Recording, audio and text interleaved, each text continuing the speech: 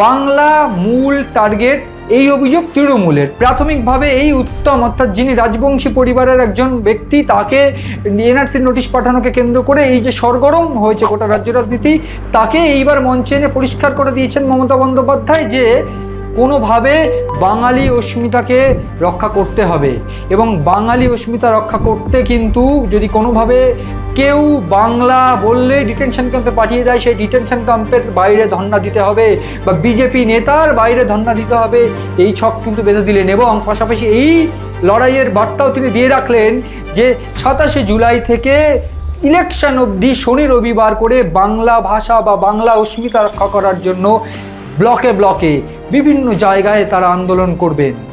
ফলে একটা বিষয় স্পষ্ট, 2021 একটু ফিরে যান, 2021 যে সেন্ট্রাল স্লোগান ছিল, এক প্রকার বলা চলে নির্বাচনের স্লোগান ছিল 2021 বিধানসভার, বাংলা নিজের মেয়েকে চায়।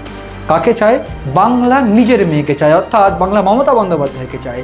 এই বক্তব্য কিন্তু সেন্ট্রাল স্লোগান ছিল, এবং এই স্লোগানের উপর ভর করে বাংলা ভোট, বাংলা একটা আবেগ কিন্তু কাজ করাতে সক্ষম হয়েছিল তৃণমূল। এবং এই ব্যাপারটা কিন্তু এই 26-এও কিন্তু তারা টার্গেট করছে, এমন অভিযোগ পাল্টা উত্তরকন্যা অভিযান সেখান থেকে শুভেন্দু অধিকারী করেছেন। এবং এই বিষয়ে কিন্তু পরিষ্কার করে আরও একটা ছক বা আরও একটা বক্তব্য এখানে শুভেন্দু অধিকারীর তরফ থেকে করা হয়েছে যে কোনোভাবে কোনো বাংলাদেশি মুসলিমকে বাংলার ভোটার হতে দেব না বা ভোটার থাকতে দেব না, অর্থাৎ তিনি হুমকি দিচ্ছেন যে এসআইআর হবেই। এই এসআইআরটা কি, এর আগে আমি বলেছি যে এসআইআর স্ক্রুটিনি যদি হয়, সেক্ষেত্রে যেমন বিহার থেকে বাদ গিয়েছে 41 লক্ষ ভোটার, সেক্ষেত্রে এই পশ্চিমবঙ্গ থেকেও বেশ কিছু ভোটার বাদ যেতে পারে বলে মনে করা হচ্ছে।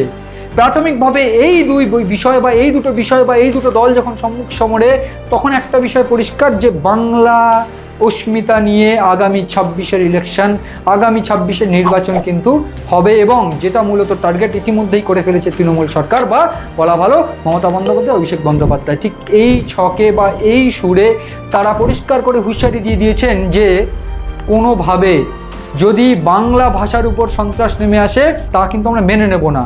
একটা বিষয় কিন্তু এই গোটা ঘটনা স্পষ্ট যে বাংলা অস্মিতা লড়াই করার যে লক্ষ্য, সেই লক্ষ্য কিন্তু তৃণমূল 21-এর এই মঞ্চ থেকে তারা বেঁধে দিলেন, এবং পাল্টা এই উত্তরকন্যা অভিযানে পরিষ্কার করে দেওয়া হয়েছে বিজেপির তরফ থেকে যে বাংলা অস্মিতা এইখানে লড়াই হবে, কোনোভাবে কোনো বাংলাদেশি মুসলিমকে ভোটার লিস্টে রাখা যাবে না, ভোটার লিস্টে থাকতে তারা দেবেন না, কোনোভাবে বাংলাদেশি মুসলিমকে ক্যাডার হিসেবে তৃণমূলকে ব্যবহার করতে দেবেন না। এই হুমকি কিন্তু শুভেন্দু অধিকারীর তরফ থেকে পরিষ্কার হয়ে গিয়েছে।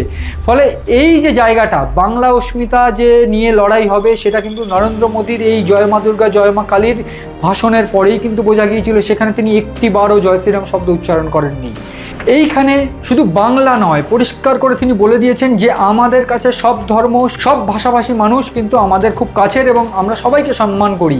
উড়িষ্যায় অত্যাচার হচ্ছে, এই চিত্র তিনি তুলে ধরেছেন। পাশাপাশি এর আগে, নির্বাচনের আগে এই যে জনসমাবেশ, এত বড় মাস ক্রাউড, এইখানে যে বার্তা তিনি পৌঁছে দিয়েছেন যে গোটা রাজ্যে তৃণমূলের তরফ থেকে বা সরকারের তরফ থেকে যে 94টি প্রকল্প নেওয়া হয়েছে বা যে 94টি প্রকল্পর সুবিধা দেওয়া হয়, সেই চিত্রগুলো তুলে ধরে পরিষ্কার করে তিনি বুঝিয়ে দিয়েছেন কোনোভাবে বাঙালি অস্মিতা এবং এই সরকারের বিরুদ্ধে বা বাংলার বিরুদ্ধে কোনো ষড়যন্ত্র হলে সেটা কিন্তু কোনোভাবে সরকার বা তৃণমূল মেনে নেবে না। পাশাপাশি বাংলাকে বঞ্চনার অভিযোগও তারা তুলে ধরেছেন বা তৃণমূল তুলে ধরেছেন, এবং এই বিষয়টা এস্টাবলিশ করা গিয়েছে এই গোটা ঘটনায় যে কোনোভাবে যদি এই বাংলার টাকা বা বিভিন্ন ক্ষেত্রে মিড ডে মিল বা বাংলা আবাস যোজনার যে টাকা কেন্দ্র সরকার তরফ থেকে আটকে রাখা হয়েছে, যে অভিযোগ তোলা হয়েছে দুর্নীতির অভিযোগ, সেই গোটা ঘটনায় কেন বাংলার টাকা আটকে রাখা হয়েছে, কেন তারা দেবে না, এই অভিযোগ তুলে বিজেপিকে কিন্তু একেবারে টোপ দেখেছেন মমতা বন্দ্যোপাধ্যায়। ফলে নরেন্দ্র মোদী বা এই বিজেপির যে সভা বা এই